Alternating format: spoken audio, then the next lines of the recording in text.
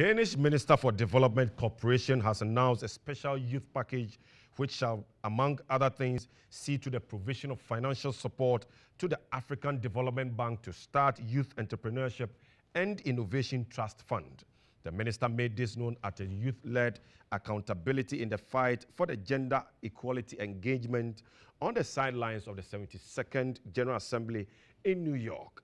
The event also saw a promising young Ghanaian activist, Richard Jikunu, also speaking. In Ghana, Richard Jikunu, a restless development advocate and member of the Children and Youth in Broadcasting Curious Minds, carried out a survey involving 553 young people aged 10 and 20 in 7 out of 10 regions of Ghana.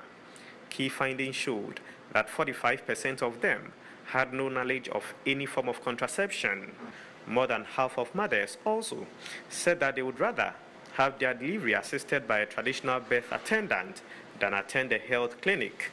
In Jamaica, Renee Green, a transgender woman, says discrimination towards minorities, particularly lesbians, bisexuals, and transgender persons, is rampant. The two are at the United Nations headquarters in New York to share their findings and experiences and advocate for a new path for gender empowerment. 321 out of this same number had already experienced their first sex. More surprising was that 200 out of this number did not use any form of contraceptives at all. And according to a UNFPA report, 10,000 teenage pregnancies were recorded in my country only in 2015. And the situation is getting worse. Government leaders should tap more into the potentials of the youthful population to achieve the SDGs. Young people have proven that when given the opportunity, the resources and the needed capacity, they can deliver and be agents of changes in their community. As a trans woman, I still do need to get a prostate exam. I would like to have access to hormones, which is quite impossible right now due to our financial situations. It's hard to get a job. I'm unemployed. And I'm an advocate, and I'm an open advocate, and it's very difficult to even get a job because of my trans status. We need access to just the basic commodities to survive. People are thrown out of their houses from as early as they're 12, once they identify as LGBT. And these are our realities, and these are things that we need.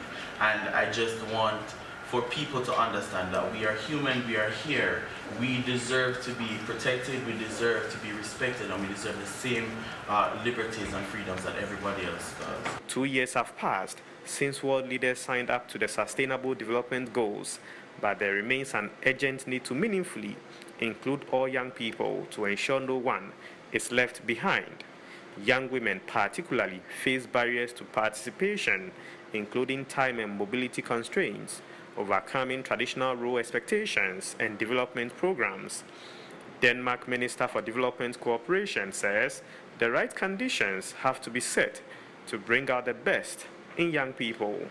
With 1.8 billion young people in the world, you represent the biggest resources we have for our common future.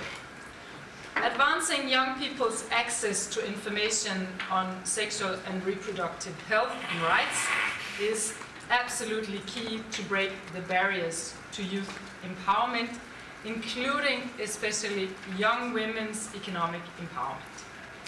This is why youth and gender equality are key focus in Denmark's strategy for development cooperation and humanitarian action.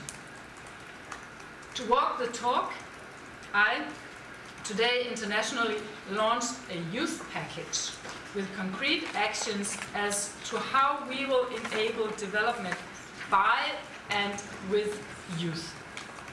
We are introducing a global youth advisor in the ministry. We are funding a UNDP study that will look at the role of young women and young men in fragile situations, and providing financial support to the African Development Bank to start the Youth Entrepreneurship and Innovation Trust Fund. The youth-led accountability in the fight for gender equality engagement was sponsored by the Permanent Mission of Denmark to the United Nations and co-organized by Restless Development, UNFPA, Women Deliver, and the United Nations Youth Envoy's Office. From the UN headquarters in New York, this is Gabriel Ubodai Torgbor-Ashong reporting for Metro News. Thank you very much.